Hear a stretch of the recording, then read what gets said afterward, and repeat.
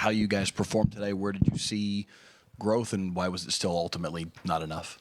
We beat ourselves a little bit tonight just on our turnovers and just some of our defensive rotations. They got a lot of opportunities, second chance opportunities where they got an opportunity to go into fast break and just create just mismatches in transition.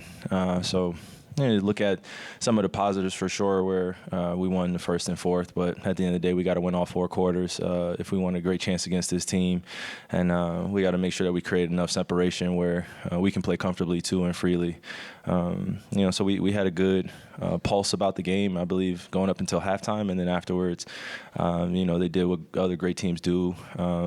Where they put their foot on the gas pedal, started pushing a little bit more, penetrating down the lane a little bit more, and creating some opportunities at the free throw line. So, and they converted them tonight, 19 for 20. So you got to give them credit. They definitely picked up the defensive pressure, but I feel like we got some great looks as well. So this is definitely a great test for us. They did what they had to do. They won both games at home. Now it's our job to go home and win both games at home. Front row, Valencia. Valencia King, Real Talk Sports out of Dallas. Thank you for your time, Kyrie. Home court advantage is something that gets talked about a lot, especially from a media standpoint. As a player, is that something that you guys can lean into as the series shifts back to Dallas?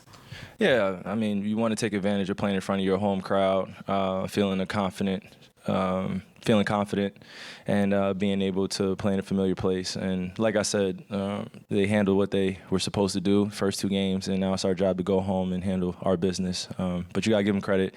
They kept competing. We kept competing. We just got to stay together in some of the tough times throughout the game where it could be a 4-point lead on them or a 4-point lead that we have. We just got to keep competing, and I think we'll be in a better place, but feel good. Second row on the left. Chris Gasper, Boston Globe. Kyrie, looked like you were in a good flow first half, 5 of 10.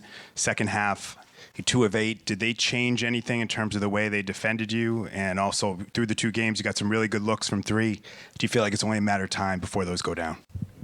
Yeah, that's the confidence that I have in myself. A lot of shots were hitting the back rim that could piss you off as a competitor. But it's all part of the game of basketball, and you got to accept the ups and downs of this. That's the I would say the toughest challenge when you're in a series. You want to play extremely well, especially when you're playing in the finals. A little disappointed in myself not being able to convert a lot more of my opportunities that I have in the lane. Obviously I'm going against Drew Holiday and Jaylen Brown a few times, but I feel like I have the upper edge on certain possessions where I just got to convert. They're pushing me to my left hand a little bit more. So just got to be aware of some of their adjustments like I was in game 1. Felt good in the first half, but in the second half, just shots weren't going down. And defensively, I was out of position, got some ticky-tack fouls, and just kind of took away from our flow of the game as well. It wasn't just all on me, but I'm definitely taking the majority of it just because, my teammates look to me to convert a lot of these shots and ease the burden, not only just Luka, but everyone else, and settle our team. We've definitely made our identity on the defensive end, but now offensively, I got to play better. First row, Tim. Tim McMahon, ESPN. When Luke was in here, he pointed at his turnovers and his missed free throws. He said, those are the reasons you guys lost the game. Just curious your reaction to, Luka taking the blame and specifically citing those 2 things. Yeah, I think we talked about this last series. He did something similar, but when you're in the finals and you're taking a brunt of accountability, he definitely, he's in the right for wanting to single himself out, but this is a team game. He's not alone, and we're going to tell him that. But as expected, he's fresh off the court. He's spilling into these emotions. He feels like he could have played better, just like me. I would take a brunt of that responsibility. The first 2 games weren't the best for me, especially him scoring 25-plus points, getting rebounds, getting assists, doing the intangibles. And, for me, I've always felt responsible for getting other guys comfortable out there too. So, it's on all of us, man. I'm pretty sure if you hear what everybody has to say, they'll say that they can do something better. But I think the message right now is just get our bearings together. We lost by 7 points. We don't want to take the total or the total number, back home and say we're proud of that. Not. We don't want to do that. We want to go home and be prepared to win games. And in order to do that, we got to be ready to defend this good Boston Celtics team, man. Second row on the right. Michael Pina, The Ringer. Kyrie, how important is it for you guys to attack and transition a little bit more and avoid half-court offense? Your output with fast break points in games 1 and 2 were the lowest so far of the postseason for you guys. Yeah, it's just adjusting to the pace. They're playing a great style of basketball, a great brand of basketball where they're pushing in transition. Sometimes those opportunities don't come as often or as easy. They have guys back loaded. They have a lot of guys that are athletic that are running back in transition. You saw when PJ had an opportunity to cut it to 5. You saw Derek White, contest him at the rim.